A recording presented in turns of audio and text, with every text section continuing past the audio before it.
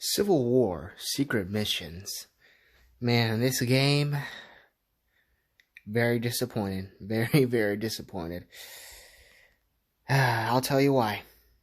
Stay tuned, folks.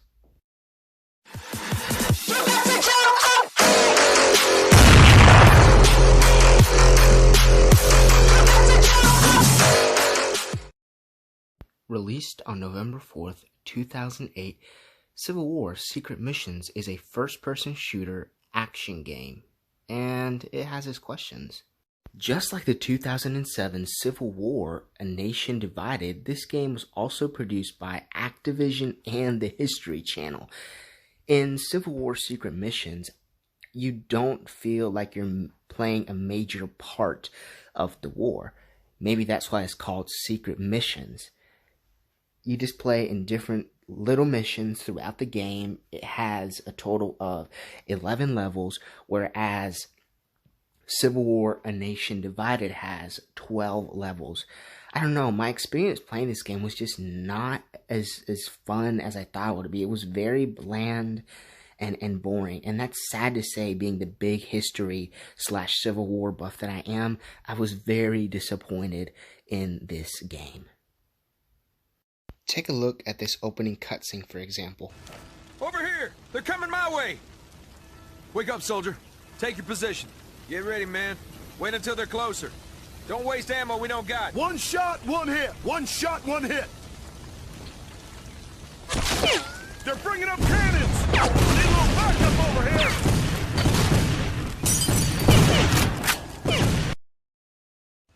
What I wanted to point out in this scene is that they have the subtitles right in the middle of the screen. Like, why would you put that annoying bar? It's like right in the middle of the screen. Why would you put that bar in the middle of the screen? It's ridiculous.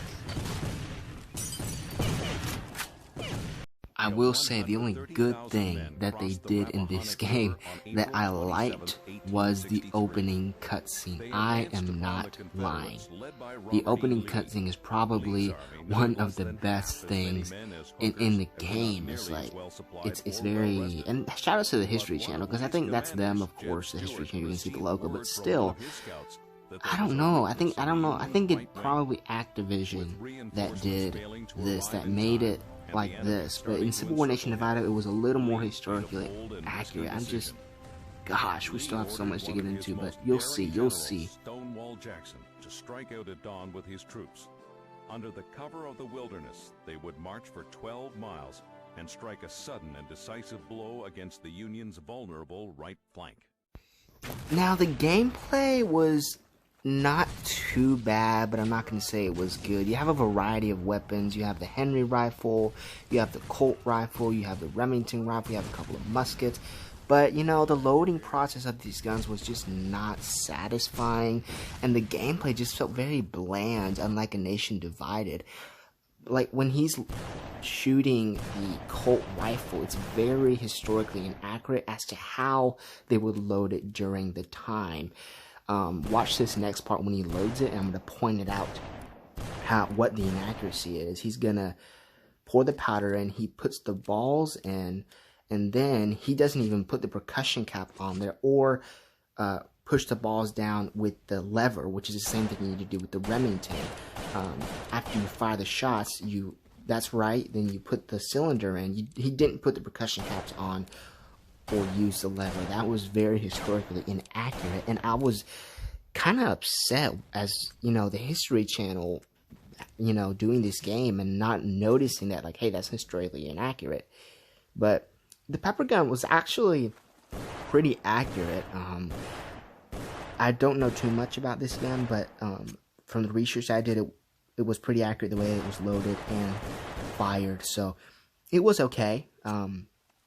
I was very happy with the way that it fired, so, you know, it was okay. The saber, of course, was very accurate. I guess the most accurate weapon in the game, from the detail all the way to the types of slashes. The Bowie knife was pretty good. I enjoyed it. It wasn't available on A Nation Divided, but on Secret Missions it was good. The Springfield was actually worse on Secret Missions than it was on A Nation Divided. He just puts the ball in, rams it home, and doesn't even put a percussion cap on and then fires.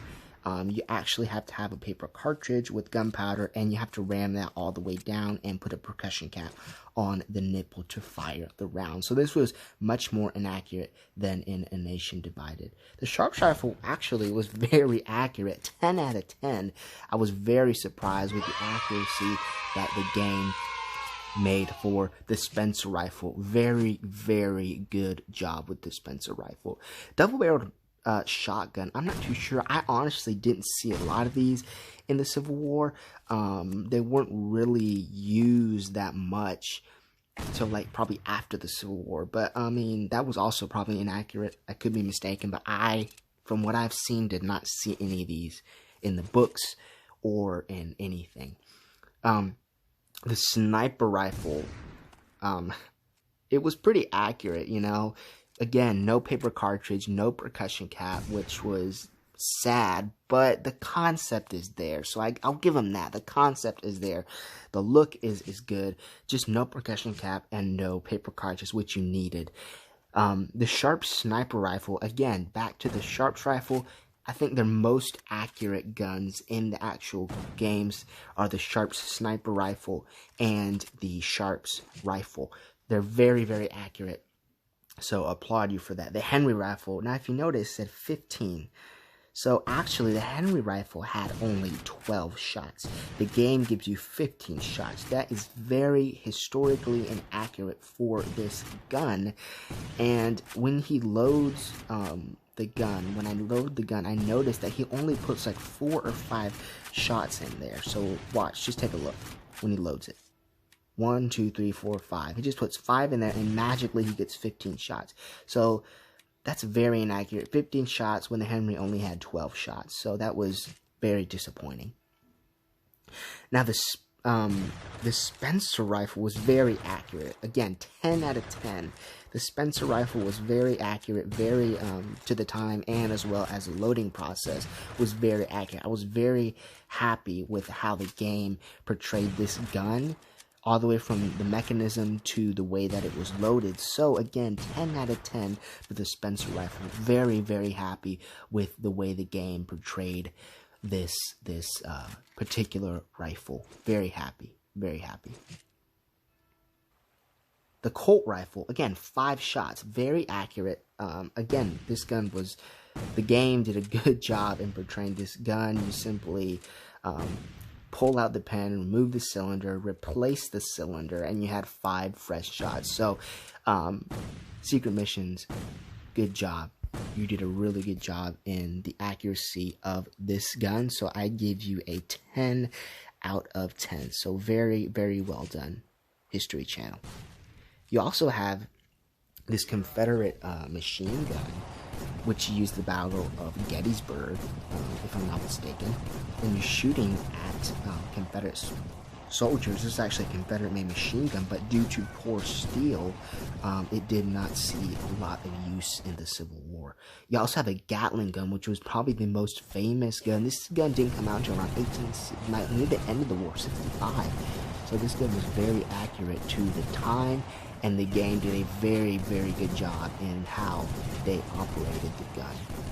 So again, 10 out of 10, 10 out of 10. You also use cannons during this game, which is really good. Just like Nation Divided, very accurate.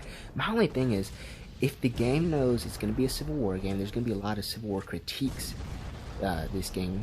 They need to look at how the right way was to load most of these guns, which was, you know, very sad. But, you know, overall, my score to this game is a 5 out of 10. 5 out of 10, very sad. They made several copies of this game for the PlayStation 3, the Xbox 360, the PlayStation 2, and even the PC, everybody.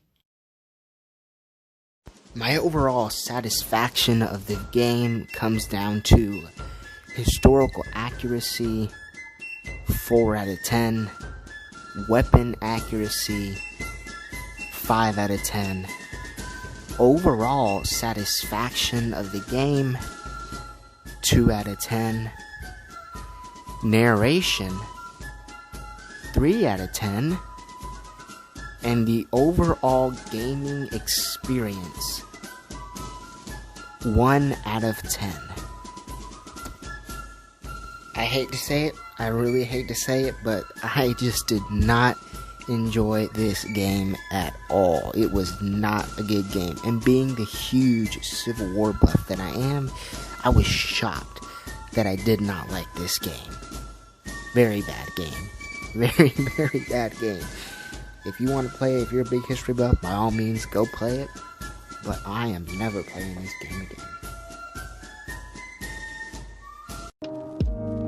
If you guys like this video, please don't forget to like, comment, and subscribe to the channel. Remember, I upload videos every Monday, Wednesday, and Saturday. So please leave a like, leave a big old comment, and subscribe to the channel. Hit the bell to receive notifications of when I upload to a video, and I will see you